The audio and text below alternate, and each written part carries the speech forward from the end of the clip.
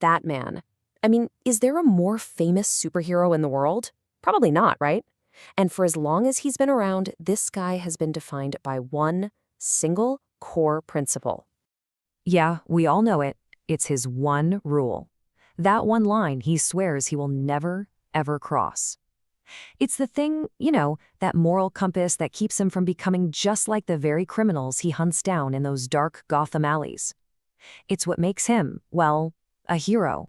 But is it really that simple? Is that rule as rock solid as we all think? Because over the years, if you look at the comics, the games, the animated shows, writers have loved putting Batman in these absolutely impossible spots, situations that basically force his hand and make him break that one sacred rule. So that's what we're going to do. We're going to look at 5 specific moments where Batman's actions, well, they directly led to someone's death. And we're kicking things off with a case that throws him right into the deep end with a crazy life or death choice. Okay, case file number 1, Ra's al Ghul. You know him, the practically immortal leader of the League of Assassins. The problem is, after living for centuries, those Lazarus pits that keep him alive, they're just not working anymore. His body is finally, after all this time, starting to fail.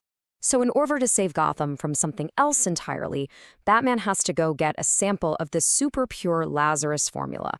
And he gets it. So now, picture this. He's standing over a weak, dying Ra's al Ghul, a guy who's basically a mass-murdering eco-terrorist, and Batman is holding the only thing in the world that can save him. So, what does he do? He makes a choice. Smash! He shatters the vial, destroys the cure, and just lets Ra's al Ghul die. And right away, we're not in black and white anymore. We are deep in the moral gray zone here.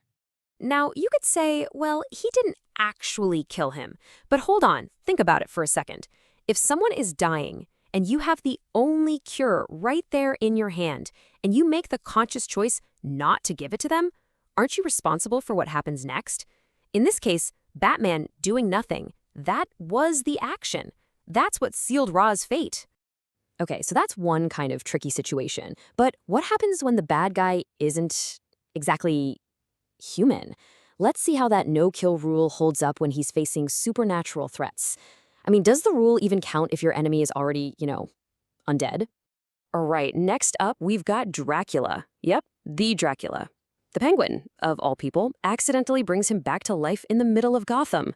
And Batman, being Batman, comes up with a scientific cure for vampirism. It works on the citizens. He even saves the Joker with it. He actually tries to use this cure on Dracula himself, thinking, maybe he can turn him back into a regular person. But nope, it doesn't work. See, Dracula's whole deal isn't a disease, it's straight up supernatural magic. So the cure is totally useless. Dracula's getting stronger and Batman's running out of options. He's left with one last, very final plan. He gets Dracula into the Batcave, flips a switch on a device that creates artificial sunlight, and poof. The king of vampires is turned to a pile of ash. This next one, okay, this one's a lot messier. What if Batman kills someone, but he's not even the one driving? Yeah, this is a weird one. It involves Gorilla Grodd's army and a ghost who goes by the name Deadman. Okay, so let's break down this chain of events. To stop this henchman, DeVree, the ghost Deadman, literally jumps into Batman's body. He takes control and fires Batman's grappling gun. Now, Deadman wasn't trying to kill the guys, just knock him off his feet. But the impact makes DeVree stumble right onto an exposed live electrical wire. And that's it. He's electrocuted. It was a total accident, completely unintentional, but at the end of the day, it was Batman's finger that pulled the trigger, even if someone else was in control. So we've had moral choices, supernatural fights, and weird accidents. But now the stakes are about to get, well, infinite. We're jumping into the animated movie Justice League Crisis on Two Earths. And here, the choices Batman is forced to make don't just affect a single person or even a single city. We're talking about all of reality. So let me introduce you to Owlman. He's basically the evil Batman from a parallel universe where everything is flipped upside down. He's just as smart as our Batman, but completely ruthless. And he's a nihilist, meaning his incredible brain led him to one terrifying conclusion: that nothing matters. At all. And if nothing matters, what's the only choice that does matter? According to him, it's destroying everything. So he builds this bomb, a bomb that can erase all of reality, and he takes it to the one place that can do it, Earth Prime, the very starting point for the entire multiverse. Batman finally tracks him down, but he can't stop the bomb. The timer is ticking, so he has to make another one of those impossible choices. He teleports Owlman and the bomb to a completely empty, dead planet. The bomb goes off, wiping out that empty reality and taking Owlman with it. So sure, Batman saved literally everyone and everything, but let's be clear, he made a conscious decision to send Owlman to his death to do it. And we're not done with that movie yet. Our last case comes from the same story. This time, it involves Johnny Quick, who's the evil version of the Flash. And this death isn't about a punch or a gadget. This one is about cold, hard, strategic math.